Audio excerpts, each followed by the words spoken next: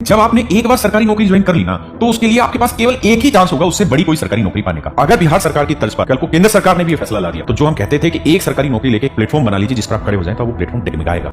मेरे दोस्तों, बिहार सरकार ने एक बहुत बड़ा फैसला किया है। बहुत बड़ा फैसला है क्या, उस कहानी को समझते हैं, उसके बाद मैं आगे बात करूंगा। ये फैसला सही है या गलत है मुझे नहीं पता, लेकिन हम इसके सारे एस्पेक्ट्स पे बात करेंगे। देखिए, जब भी आप कोई सरकारी नौकरी लगते हैं और मान लीजिए सरकारी नौकरी के चरण लिख लेते हैं ABCDE, आप समझिए किसी डिपार्टमेंट में 5 स्तर पे भर्तियां की जाती है। जो सबसे टॉप लेवल होता है उसे हम ए बोलते हैं, BCD E ऐसे समझिए। अब मान लीजिए आपका सिलेक्शन हुआ ई पोस्ट पे या ई ग्रेड की पोस्ट पे आपका सिलेक्शन हुआ, और आप 19, 20, 21, 22 साल के लड़के हैं, तो आपको आपकी जरूरत इनिशियल स्टेज पे सरकारी नौकरी की थी, तो आपने ई जॉब रिसीव कर ली या इस जॉब को आप अपॉइंट हो गए। अब बिहार सरकार का कहना यह है कि अब आगे से पूरी लाइफ में आप D, C, B, A इन सभी पोस्टों के लिए जब भी एग्जाम देंगे तो एग्जाम देने का केवल एक ही बार मौका मिलेगा। आप दोबारा उस पोस्ट के लिए अप्लाई नहीं कर पाएंगे। मतलब ये कहना चाह रहे हैं कि जब आपने एक बार सरकारी नौकरी ज्वाइन कर ली ना, तो उसके लिए आपके पास केवल एक ही चांस होगा उससे बड़ी कोई सरकारी नौकरी पाने का।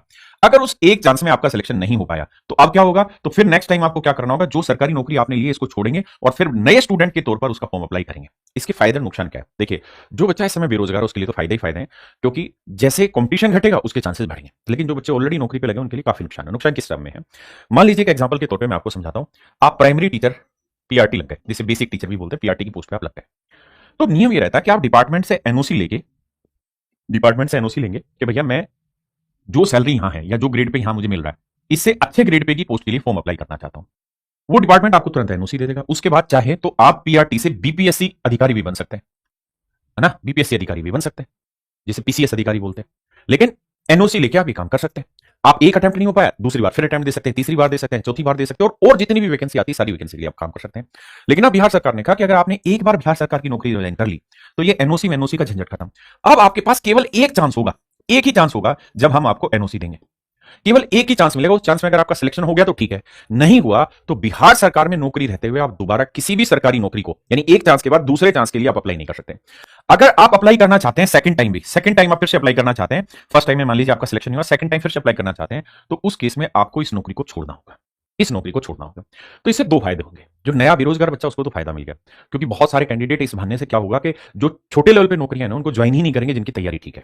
जैसे मान लीजिए मेरी बेसिक बहुत अच्छा और मेरी तैयारी ठीक है, मैं आज 19-20 साल का लड़का हूं, 21 साल का लड़का हूं, तो मेरे सामने जो पहला चांस आएगा ना, मैं उसी चांस को ज्वाइन कर लूंगा। 6 महीने बाद मैं अगली नौकरी पर चला जाऊंगा, इसको छोड़ दूंगा, अगले 6 महीने बाद उसको छोड़ के आगे चला जाऊंगा।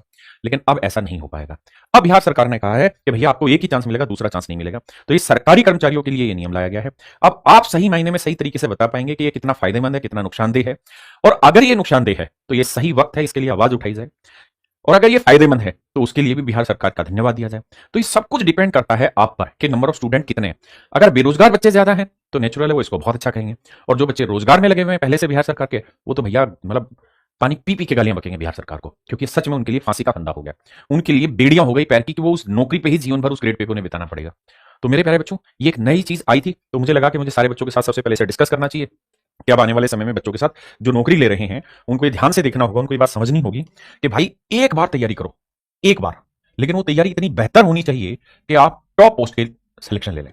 नहीं तो मेरे दोस्त रगड़ते रहेंगे। हम हमेशा अपनी क्लास में कहते हैं कि यार SSC में नौकरी लेना बहुत आसान है, और जब आपका SSC में सिलेक्शन हो जाए ना, तब आप UPSC के लिए जाइए, और SSC के लिए आप चुपचाप से कैरियर लैब डाउनलोड कर लीजिए, कैरियर लैब से पढ़ते रहिए।